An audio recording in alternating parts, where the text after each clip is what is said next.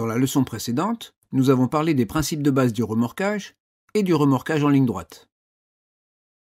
L'objectif de cette nouvelle leçon est d'étudier le remorquage en virage. Commençons par parler de l'étagement.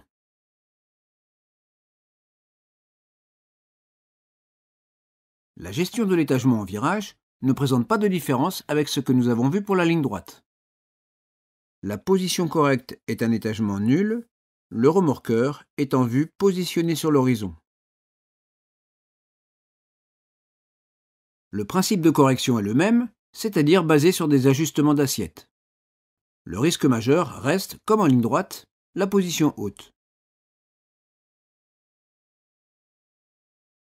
La particularité du remorquage en virage provient de la gestion de l'écartement. En effet, étant placés tangents sur une même trajectoire courbe, le remorqueur et le planeur n'ont pas leurs axes de symétrie alignés.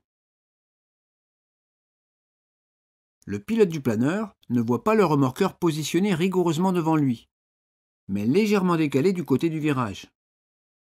Il perçoit donc plutôt le flanc du fuselage qui est situé à l'intérieur du virage.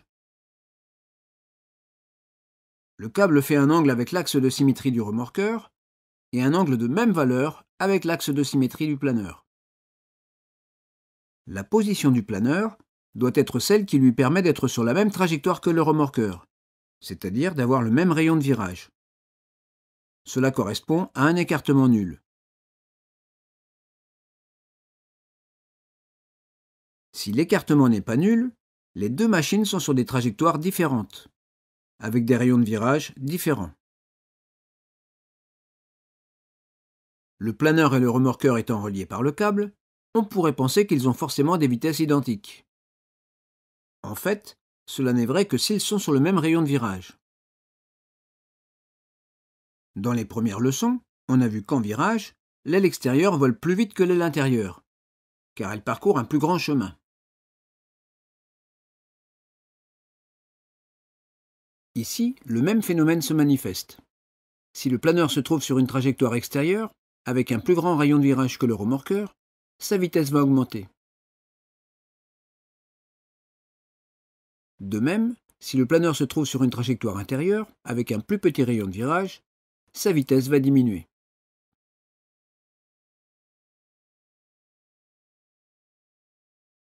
Un écartement nul assurera un rayon de virage identique, et donc une même vitesse.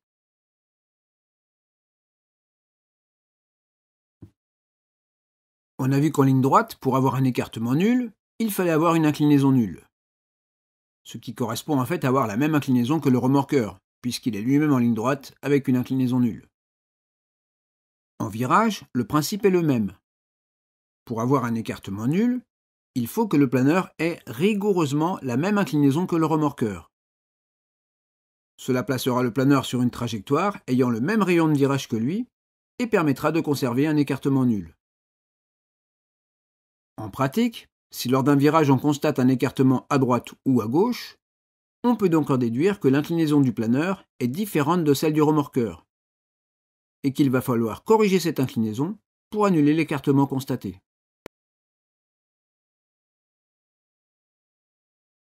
Prenons l'exemple d'un virage à gauche. Dès que le remorqueur commence à incliner, il faut rapidement prendre la même inclinaison que lui, et pendant le virage, il faudra en permanence adapter l'inclinaison du planeur à celle du remorqueur. Et lorsque le remorqueur commencera à diminuer son inclinaison pour sortir de virage, il faudra suivre sa manœuvre pour terminer à inclinaison nulle quasiment en même temps que lui. Si le pilote du planeur fait évoluer son inclinaison au même rythme et à la même valeur que le remorqueur, l'écartement restera nul pendant tout le virage. Si on constate que l'écartement reste nul, c'est que notre inclinaison correspond bien à celle du remorqueur.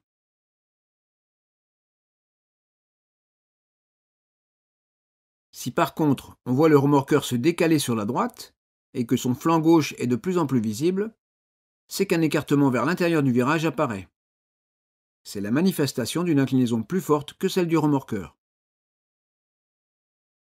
Cette inclinaison supérieure à celle du remorqueur amène le planeur sur une trajectoire courbe de rayon plus faible que celle du remorqueur. Ce qui a pour conséquence, comme on l'a vu, une diminution de la vitesse du planeur. Cette diminution de vitesse va se traduire par un déficit de portance qui aura tendance à entraîner le planeur vers un étagement plus bas. Un écartement a donc une influence sur l'étagement.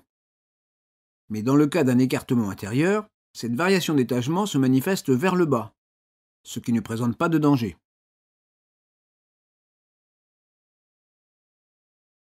Pour corriger un écartement qui s'est créé vers l'intérieur du virage, il faut diminuer l'inclinaison et la ramener à la valeur de celle du remorqueur.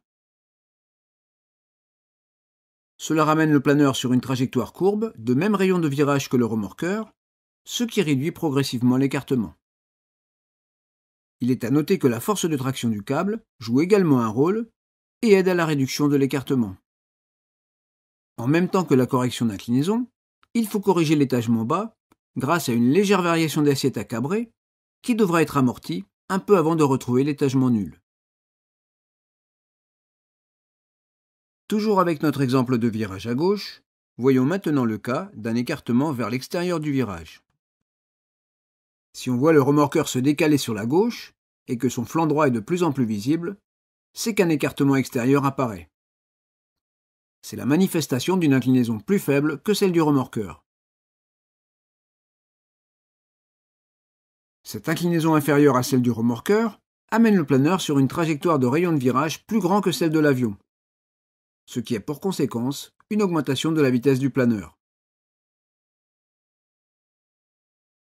Cette augmentation de vitesse va se traduire par un surcroît de portance, entraînant le planeur vers un étagement haut. Un écartement vers l'extérieur va donc là aussi avoir une influence sur l'étagement, mais cette fois-ci vers le haut, ce qui présente un réel danger. Pour corriger un écartement vers l'extérieur d'un virage, il faut donc réduire l'étagement haut, qui on se le rappelle est le risque majeur en remorquage, et, dans un même temps, augmenter l'inclinaison pour la ramener à la valeur de celle du remorqueur. Cette manœuvre va replacer le planeur sur une trajectoire courbe de même rayon de virage que celle du remorqueur, ce qui réduira progressivement l'écartement.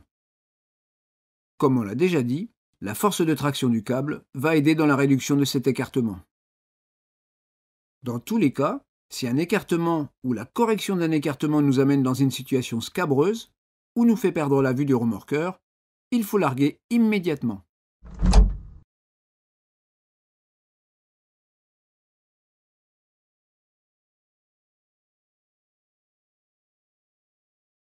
Rappelons que si une manœuvre amène une détente du câble, on peut utiliser avec modération les aérofreins et les rentrer dès que le câble commence à se retendre pour éviter un à-coup important.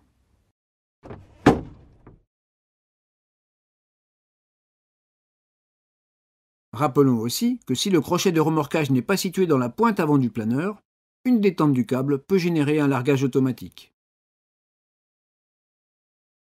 Finissons par un rappel des points clés de cette leçon. Lors des virages en vol remorqué,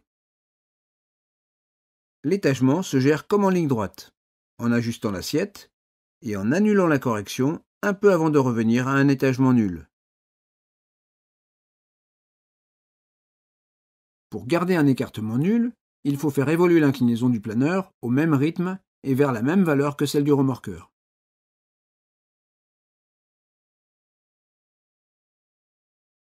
Une inclinaison inférieure à celle de l'avion produit un écartement vers l'extérieur du virage et génère un étagement haut qui présente un danger. Une inclinaison supérieure à celle de l'avion produit un écartement vers l'intérieur du virage et un étagement bas qui n'est pas dangereux.